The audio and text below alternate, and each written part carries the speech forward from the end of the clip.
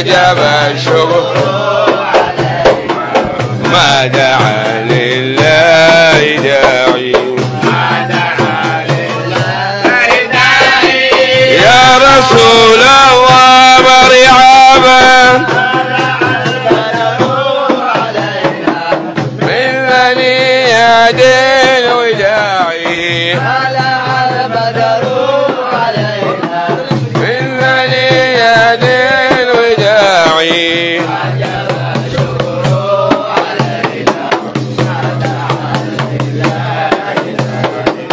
ما دعا لله داعي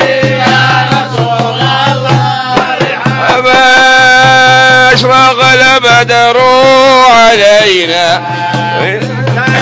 يا دين وداعي أشرق البدر علينا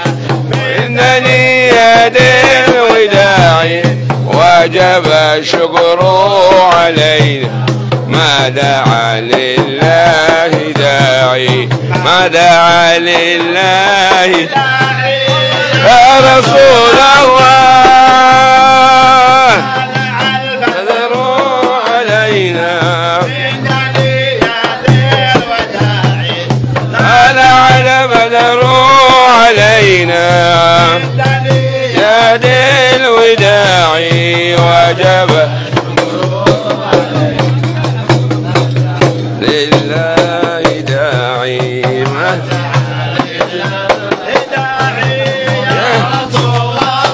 ومرحبا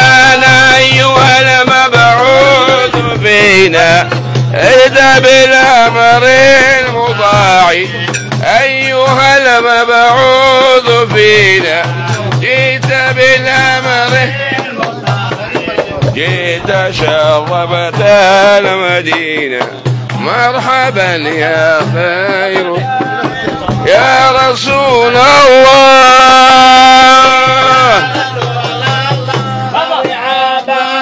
على بدر علينا من ثنيات الوداع على بدر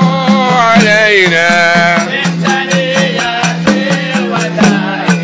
وجب الشكر علينا ما دام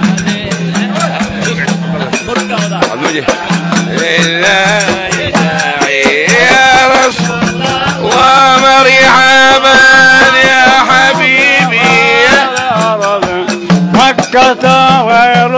البقاع أنتم في غير أهل مكة غير البقاع الله تعالى النبي طه المطاع النبي طه المطاع يا رسول الله مرحبا على بدر علي من ثنيات الوداع بدر علينا من ثنيات البداع وجب الشكر علينا ما دعا لله داعي ما دعا لله داعي يا رسول الله مريع جنة ونعيمها اللهم صل وسلم وبارك عليه وأول من آمن به من الرجال أبو بكر صاحب الغار والصديقية ومن الصبيان علي ومن النساء خديجة الذي ثبت الله بها قلبه ووقاه ومن الموالي زيد بن حارث ومن الرقاء بلال الذي عذبه في الله أمية وأولاه مولاه أبو بكر من العتق ما أولاه ثم أسلم عثمان وسعد وسعيد وطلحة وابن عوف وابن عمته صفية وغيرهم ممن له صديق رحيق تصديق وسقى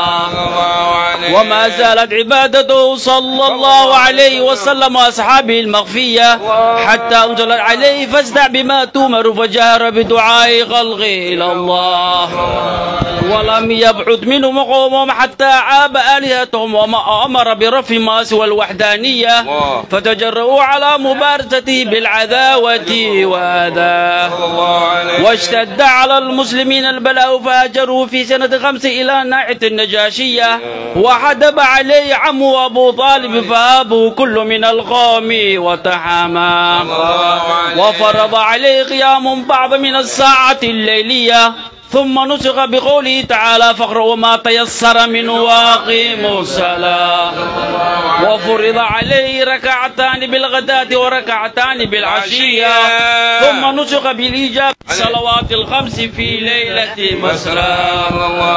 ومات أبو طالب في نصف شوال من عاصم عظمت بموته الرزية